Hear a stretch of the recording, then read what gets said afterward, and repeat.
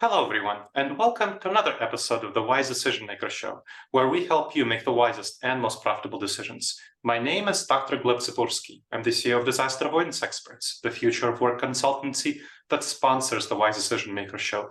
And today with me is Bjorn. Bjorn, tell us a little bit about yourself and what your company does. Hey, thank you, Dr. Gleb. So my name is Bjorn Reynolds. I'm the founder of a company called Safeguard Global, and we're really a future of work organization that enables our customers to locate, recruit, hire, and pay their workers globally, no matter their worker categorization. So we consider ourselves sort of a workforce enablement platform in the modern world. Excellent. And one of the things you've worked hard on is addressing proximity bias among globally distributed teams who are working remotely. Tell me a little bit more about what you found when you're addressing that. Well, first of all, define how you mean proximity bias before we chat about what you've done to address it. Yeah, and it's one of these really curious terms that's actually always existed, but now has come into prominence with sort of this push and pull towards return to office. In short, proximity bias really describes leadership showing favoritism or privileged treatment to employees or workers that have a closer proximity to them physically, which by default negatively impacts remote workers. And we're seeing that really come up from surveys that we're seeing through, whether it's through SHRM, where you're starting to see reports sort of 2/3 of supervisors that are in offices but also oversee remote works believe that they treat the two parties differently, and thus sort of alienating the work, the remote workers to some degree, because they feel not just alienated, but literally that their careers are more hampered because they're not in proximity to them. Excellent. So yes, that's definitely my understanding as well. And I published a Harvard Business Review article about how to address proximity bias. I'm curious about what you're doing and how it will compare to what the kind of things I've been advising my other clients to do. Yeah, sure. You know what? It's the involvement that all organizations are needing to do to really lean into the future of work. And when I mean that, I'm really about talking about leaning and engaging the workforce, the modern workforce, about who really want to be inspired to come to work for you. So first, at Safeguard Global, we talk a lot internally about breaking the muscle memory of how we used to act, right? So when we did all work in an office, or when we recruited location-based, you get that face-to-face time. But we've all had to evolve our culture for one. So how do you start to lead a remote-first culture, not a location-based culture? So that's one, is you have to evolve.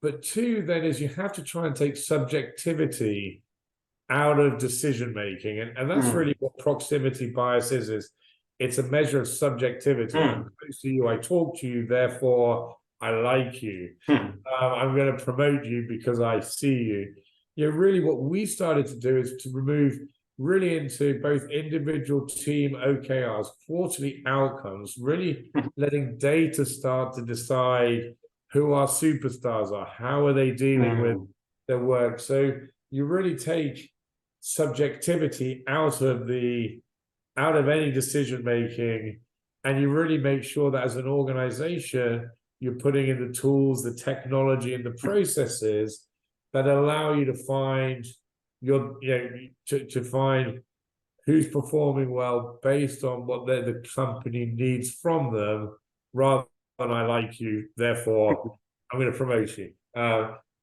If that, so we've worked really hard on that, and it takes constant reinforcement from the top right down on how to continue to evolve and supporting those leaders, because it is, I often think sort of for middle management, it's one of the toughest career points ever. You've gone from, hey, I can see you, I can train you, to now I need to evolve, and you need to be supported in that evolvement. Yeah, okay, so that's really interesting. So you're looking at OKRs and you're trying to tie them to individuals. And then you start to talk about the managers. And I think with managers, when I work with clients, that's kind of where we start with training managers. And the first thing to train managers on is an awareness of this proximity bias, because many managers aren't even aware of this. So just having this awareness and talking about why it's a problem. I mean, we have extensive research showing that people who work remotely are individually, on their individual tasks at least, more productive than people who work in the office. However, the managers don't see this. So we see that managers grade down. They don't rate the people who work remotely as effective as they actually are when looking at their more objective metrics of productivity. And so that's one thing to do, to train managers on this challenge. And another thing to do is to have performance metrics that actually measure short-term goals. Not simply though, because OKRs tend to be tied to team goals. When you're thinking about how do you tie them to those individual goals, so something I've done with clients that really works well is to have kind of a 1 week or 2 week sprints where there's a meeting between a manager and a supervisor, and they set 3 to 5 goals for the week or 2 weeks. And then at the next period, when they meet again in a week or 2 weeks, they review those goals, which are tied to OKRs. They see where they're met, not met, and maybe the manager coaches the team member in problem solving them better, and then sets 3 to 5 goals for the next week or 2 weeks. So there's kind of a combination of awareness and also a short-term performance metric where the manager, in cases where there's no objective way of measuring performance, can look at their goal achievement. Yeah, you know what? I think you're so right. As I said, it's, you know, I often remember talking to companies and they're like, look, we can't determine if our workers are more efficient. We can't, and we don't trust that they are. And imagine that as your foundation of a CEO. I don't trust my workforce. You know, that's a hell of a statement really to come. Whereas, to your point, I want to lean in and educate and safeguard, because the outcomes to a successful remote hybrid policy is phenomenal. And you know, I'll give you an example here. We talk about individual sort of performance being higher or more efficient, but actually, you know, teams work happier. You know, we at Safeguard, we talk about work in any way. So that's the philosophy we want to embrace. You as a worker can choose the way you want to work with us, whether it's part-time, full-time, in a different country. You know, how do you want to engage with us? You have the choice. And back to your point, we can put the outcomes. Sorry. I always like to, over the last 2 years, we've hired over 200 engineers and product teams, utilizing the philosophy, we want the best talent on a global salary anywhere in the world, period. So we won't try and find the lowest common denominator salary. We're coming out and saying, here's a global salary. And of those 200 roles, over a 2-year period, our employee churn is 9%, when the market has been over 40%. Yeah, no, that's great. That's great. And if you imagine the value that I get from that, you know, they know the code longer. You know, I'm not having to train, retrain, right train. You know, my efficiency is 100x somebody whose retention is 40%. Because I just think, and that's what I preach to people is, if you speak to today's workforce and you find the way to enable that, you're going to win. Yeah, that's the way to be. And when your clients tell you, well, that they have difficulty trusting their employees, what do you do specifically besides saying about talking about, which is really important? What kind of tactics do you advise them to use to increase their trust? Yeah, so again, first off, I think you've covered a lot of it. It's about awareness and education, right? It's because trust is something that is gained. It's not like you have to build between, and if you've not implemented the right policies to be able to build that trust, that's going to harm.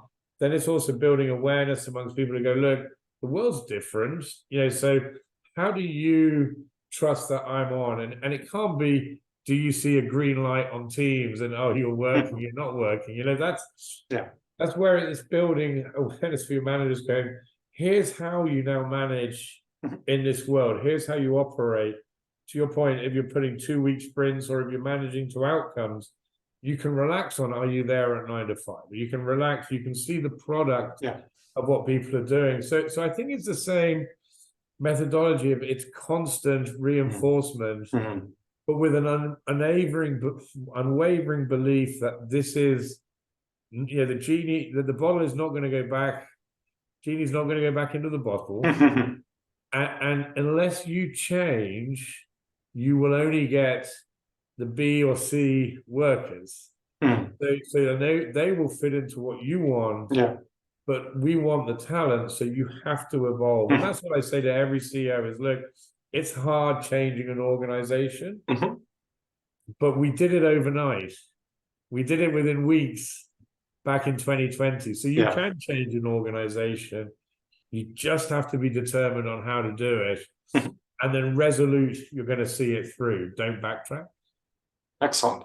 Well, I think those are great words on which to wrap up. As we think about wrapping up, what do you see as the future of addressing proximity bias in remote work? What do you see happening going forward?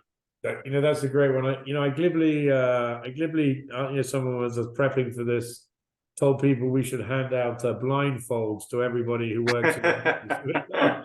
They can't work through it. Sadly, as human beings, we are full of biasness, whether it's gender, proximity. There's a whole load that as organizations we have a duty to eradicate from the workplace, right? And I think this is another one where it's just constant reinforcement. It's where you see it happening. As a leader, you step into it, you question it, you're curious about decisions that leaders are making. So you don't, you start to force an open dialogue and communication. Why did you promote them? To help me understand. Let me get really curious about my org chart.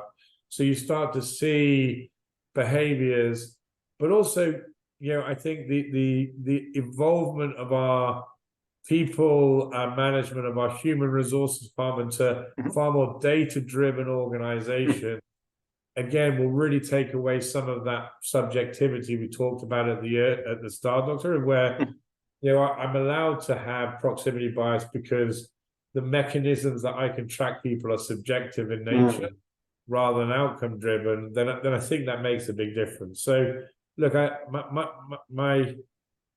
was the biggest skeptic to remote work pre-pandemic. I love having people in the office. I like seeing them, talking to them. We had no offices. We were open plan. The way I'd end this is, the one thing I saw during the pandemic, and everyone went home. The joy of the workforce to be able to leave the cities, leave the countries, and go back home means that's really where they want to be. And if our job is to have a highly motivated workforce that wants to be there, then a remote hybrid engages everybody. It stops people having to travel 4 hours to work every day. It stops mums having to rush and worry about picking, how do I mix a busy home life, busy their mums or dads? Its family life has changed, and it's wrong of us as business people to take that back when it's had such a benefit, such joy, that for me as a CEO, I would rather my employees had the flexibility to choose and be empowered than to have a forced track nature back to work. I couldn't ever see that happening. Excellent. Well, thank you, Bjorn. This was very helpful. Really appreciate you sharing your expertise. Thank you. Appreciate it. You have a great day. And thank you to the audience for checking out another episode of the Wise Decision Maker Show. Please make sure to subscribe wherever you check this out and leave a review. It helps others discover the show and it helps us improve the show. All right, everyone. I'll see you in the next episode of the Wise Decision Maker Show. In the meantime, the wisest and most profitable decisions to you, my friends. Bye, everybody.